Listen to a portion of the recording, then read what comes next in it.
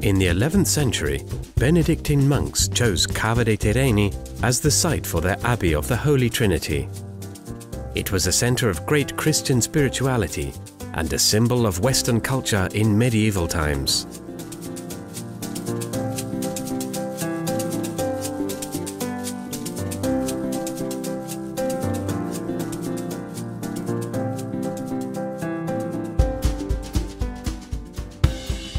From the 14th century on, the city grew downwards with the founding of the district Scacciaventi, which still today boasts a charming, uninterrupted line of portici and is the pulsating heart of city activities.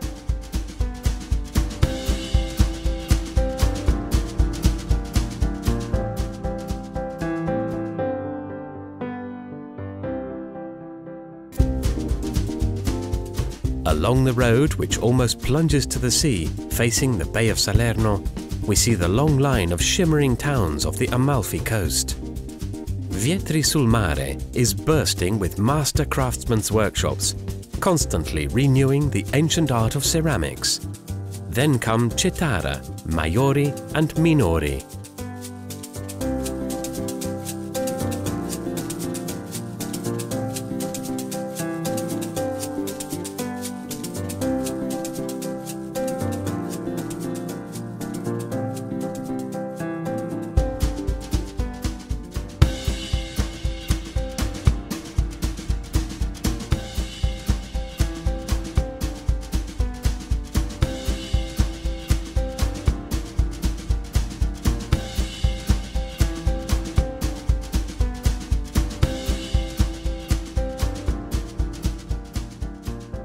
The enchanting little piazza of Ravello contrasts with the illuminated facade of the Norman cathedral, dedicated to San Pantaleone, and the shadowy entrance tower to Villa Ruffolo. This was a noble residence from the 13th century and quintessentially Latin, yet Western in its appearance, and was purchased by the Scotsman Francis Neville Reid in 1851. He restored the fabulous garden with its terraces hanging over the sea. Richard Wagner dubbed it the Enchanted Garden of Klingelsor, and this was the location he envisaged for the purification of his hero, the Mad Parsifal.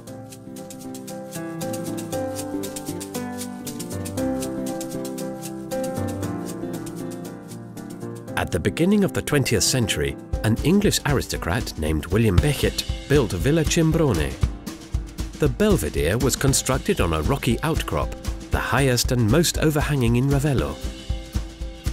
It became known as the Belvedere of the Infinite, a terrace suspended between heaven and earth over the abyss of the sea, which seems to breathe up to us, carrying with it the joy and carelessness of an immortal entity.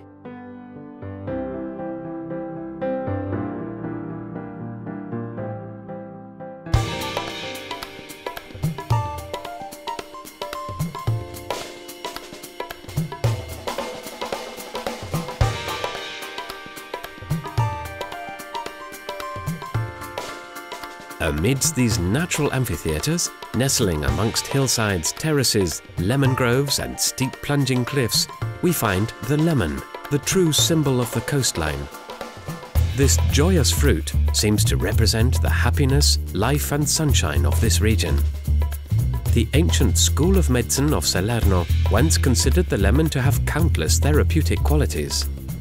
Today, it is mostly used to produce the world-famous nectar known as limoncello, with its intense sweet aroma, which is strong yet delicate, much like all the tastes of this coastline.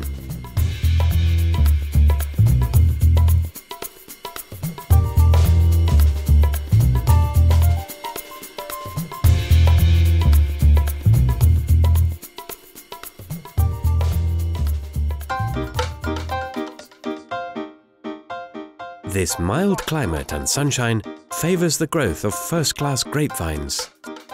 Ravello, Furore, Tramonti and Scala all produce sweet aromatic wines with a pleasant bouquet and a dry taste. In the hilly areas around Tramonti, traditional methods are used to produce the smoked provola cheese. Corbara is famous for its splendid fiery bunches of sweet, delicate little tomatoes known as spunzilli, which are kept for months in the so-called pienullo style to improve their fragrance and bouquet.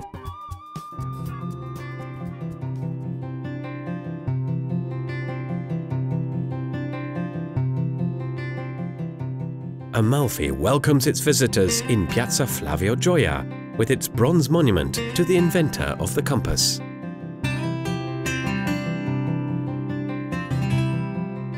A majestic stairway leads up to the doors of the cathedral, dedicated to Sant'Andrea. With its facades glimmering with the gold, blue, white and green tints of the multicolored mosaics, which were produced by Salviati of Venezia and designed by Domenico Morelli at the end of the 19th century.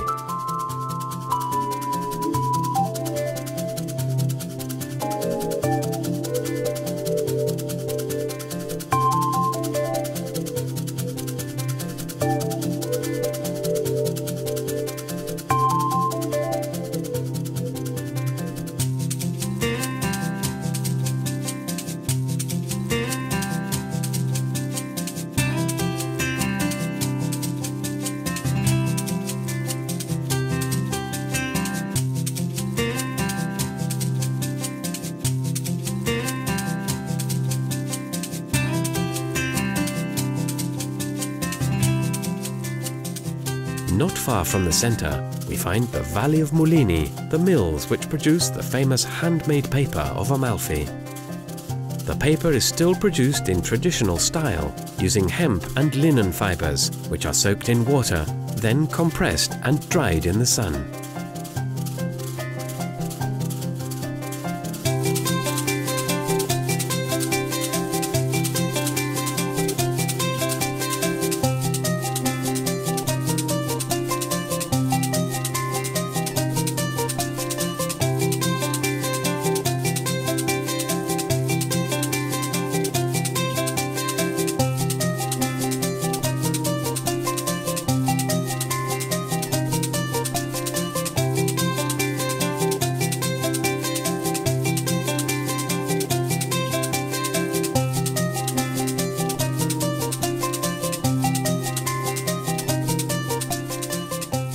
The Valley of Mulini has a plentiful water supply, which is essential for the production of such fine goods. Today, there is a handmade paper museum in Amalfi, which consists of an ancient paper mill and a library with some 3,000 documents describing the origins of paper.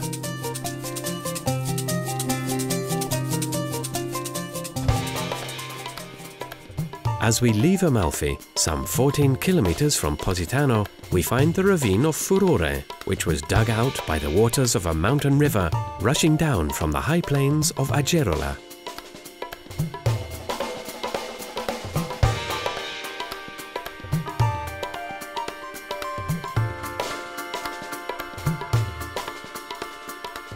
Further along, in the splendid estuary opening towards the sea, we find Positano, which was once described by the painter Paul Klee as being the only place in the world which had been designed in a vertical plane rather than horizontal.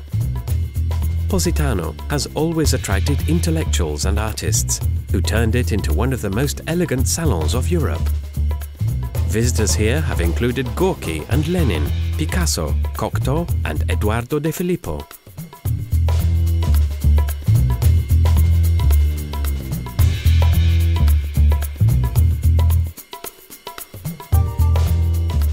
Its coloured workshops are famous for the so-called pezze, or rags, a feature of local clothing production which is very popular for its lively, cheerful patterns and the bright colours using natural fabrics, including cotton, linen and gauze.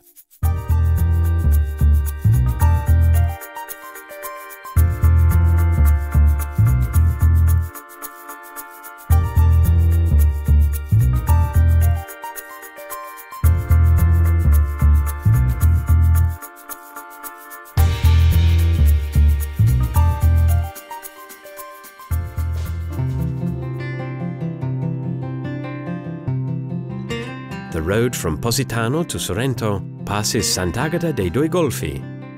From here, we can enjoy a unique panorama, the semicircular view of the bays of Salerno and Naples. From here, you can see Mount Vesuvius and the distant island of Capri.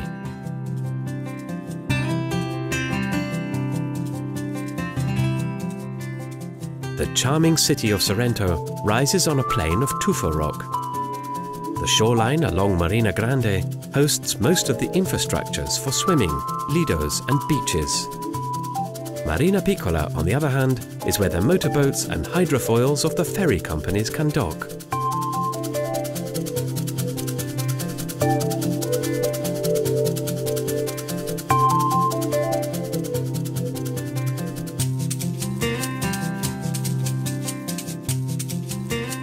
The heart of this delightful little city is Piazza Torquato Tasso, which leads into the centre. Following fascinating glimpses of alleys and typical craftsmen's workshops, we arrive at the cathedral with its tall bell tower, proud of its 1,000 years of history, standing out against the unforgettable blue of the Sorrentine sky.